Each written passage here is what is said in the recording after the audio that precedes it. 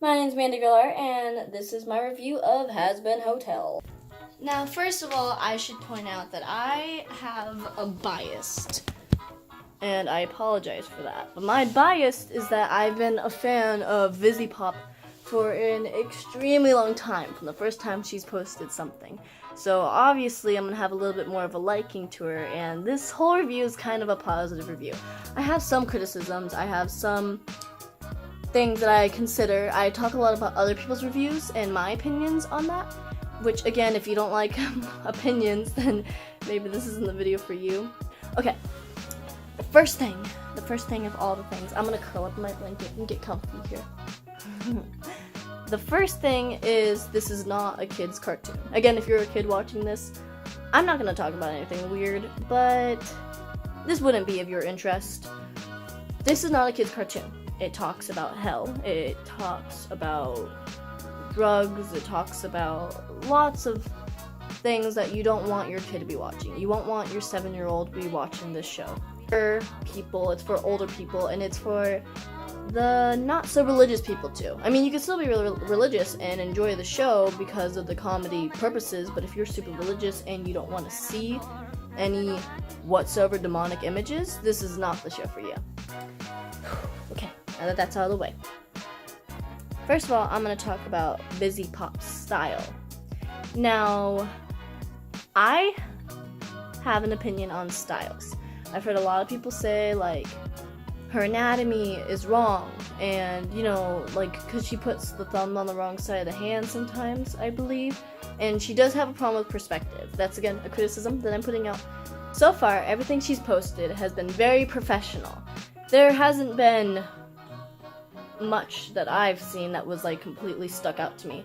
Sometimes, like, with the faces turning, it turns really fast, and the animation's kind of fast to me, but that's kind of also an appeal. It's like our attention span's very loose, and it grabs our attention, and the face views are very weird sometimes, but again, if you have over-exaggerated faces, they're gonna be like that, and I feel like she kind of conquered it pretty well. So the anatomy. People are saying that her anatomy's wrong and this and that. Now, and there's also the argument where people are saying, oh, that's her style. So my opinion on this is there's style and there's mess-ups. Style is when it's repetitive. I mean, anything could be a style, but if it's repetitive, if you do this every single time, it's part of your style. If you do something different that you didn't mean to do, just something different like 1 or 2 times, that's a mess-up.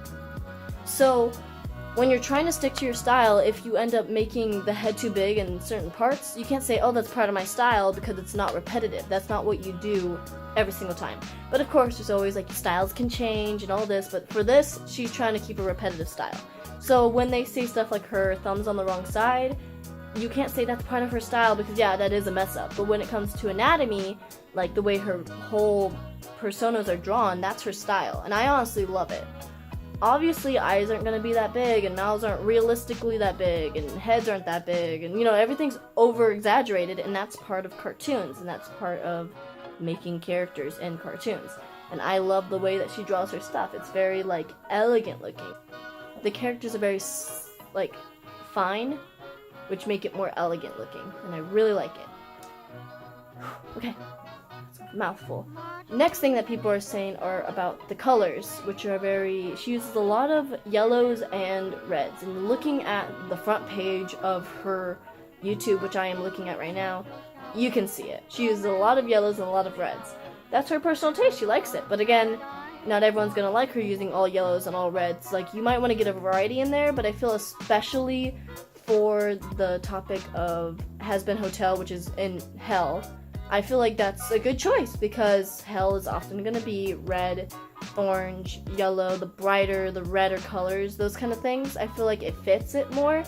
But I mean, she does this always. With all animations, she always has a lot of red, she always has a lot of yellow. I feel like her Die Young animation had a very good amount of different colors, although it did show a lot of red, a lot of yellow, and then some blue, a lot of different types of blues and purples. So it had a good variety, but I feel like overall when she draws stuff, she likes to lean towards reds and yellows. And again, I think that's okay. I feel like if she likes doing that, then that's part of how she draws. But I mean, of course, you'd want a variety, and she should try to expand her horizons at some point. So it's a bit of a criticism, a bit of a compliment. It's like, I like it, I think it's cool, but some people might not, so you might want to try to expand that. But I feel like it fits for the topic of Hazbin Hotel.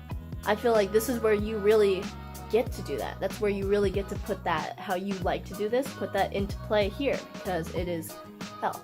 Now, another thing with that is that a lot of the characters have a lot of the same colors and repeating colors. Like the radio guy from the Hazbin Hotel. Again, none of the actual movie has come out yet at this point, so my review is just on the clips that we are seeing. The radio guy, very original idea, by the way. I mean, obviously, I saw some people like arguing about how this isn't original because there's been some little instances of people using this idea, and there's been like Mickey Mouse type like old things that, and like, but obviously it's inspired by that, which makes it original. It's something that I personally haven't seen before. I really like it. I really like the radio guy. I like his voice. I like his whole persona. It's really cool. So back to that. Sorry. So the colors. He has a lot of the same colors as Angel Dust, my favorite character, by the way. But obviously he has a completely different look to him. And that's one of the things I really like about her thing, is that there aren't just humans, there's also humans and monsters and creatures and furry combinations. It's like the radio guy, he looks part human, some human-like features, but there's also more of an animal look to him. Although he looks a lot more human, but you know what I mean. They're demons, it's fine. I really like it. Obviously, again, I'm going to point out that people who are really religious aren't going to like this, because I've seen a lot of reviews where people are like, oh my gosh, it's romanticizing hell. Which again, I feel like that's kind of good, because you're just romanticizing the idea for your cartoon. You're not trying to convince people to be Satanists and stuff like that. Santa. You know what I mean. You're not trying to convince people to like convert to worship the devil. You're just making a cartoon about demons who are, if anything, trying to be better than what they are. And people like that dark, edgy ideas. People love that, you know? And I feel like that's really good. I love it. I, of course, think focus a little bit on perspective and on hands. Just be careful with it, you know? It's like, that's all you need. Just work hard on it and you'll get there. And I think this is a really good idea. I'm really excited. Angel Dust is my favorite, obviously, by the speed paint that's going to be playing right next to me. I think you can tell. But I'm excited to see what comes out. Love ya.